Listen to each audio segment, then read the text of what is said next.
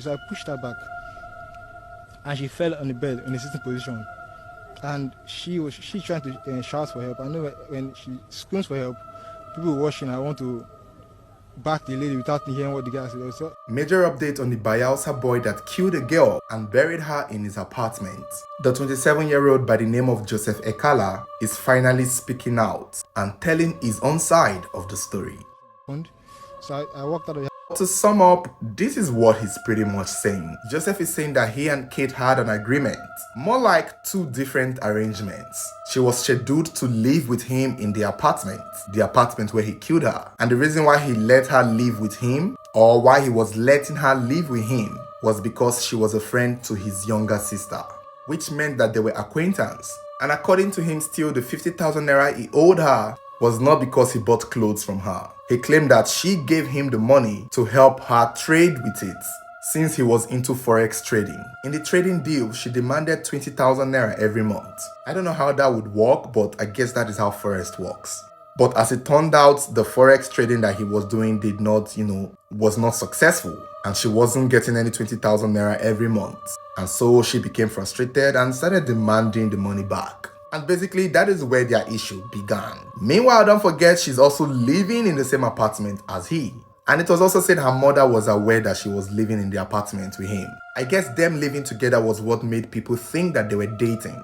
So according to him still, she kept nagging him to give her back the money, and he kept promising to give her back the 50k, citing that he had gotten a job at an oil company in Port Harcourt, and eventually when he's well-to-do or when he's settled, he would give her back the money. And then he claimed she changed her mind and said instead of him to, give her back the 50k, he should go back to giving her 20k every month.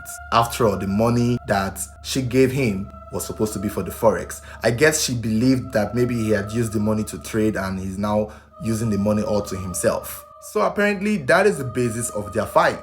So her coming to his apartment is not even her coming to see him. She lives there. She has the key. Her mother even has a spare key to the apartment. So basically they were roommates, if I'm correct.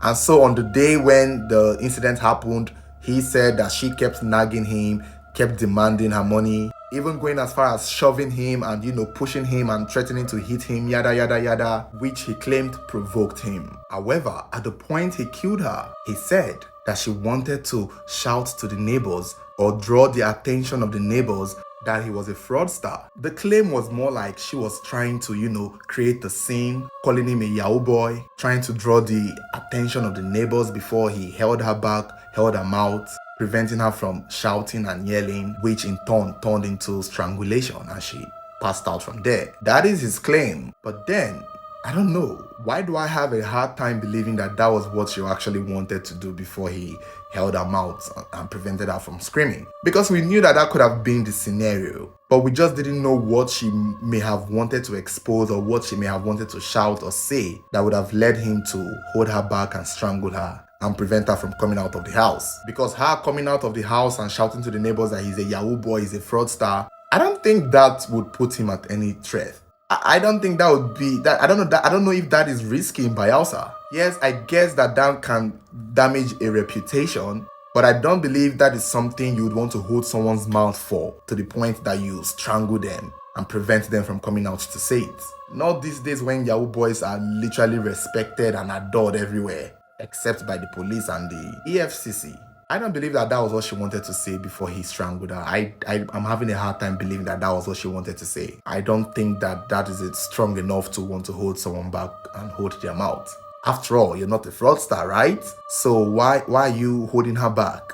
If she goes out and tell people that you're a fraudster, you're a Yahoo boy, wouldn't they want to check your phone? Let's assume there's a policeman in the compound. Won't he want to check your phone and your laptop before they can arrest you if they wanted to? I don't feel that that's the truth. But well, that's what he claims is the truth, or his truth. It's unfortunate that the dead is not alive to speak for herself. So, what do you guys think? Do you think his confession holds water? Do you believe him? Let me know what you think in the comments below.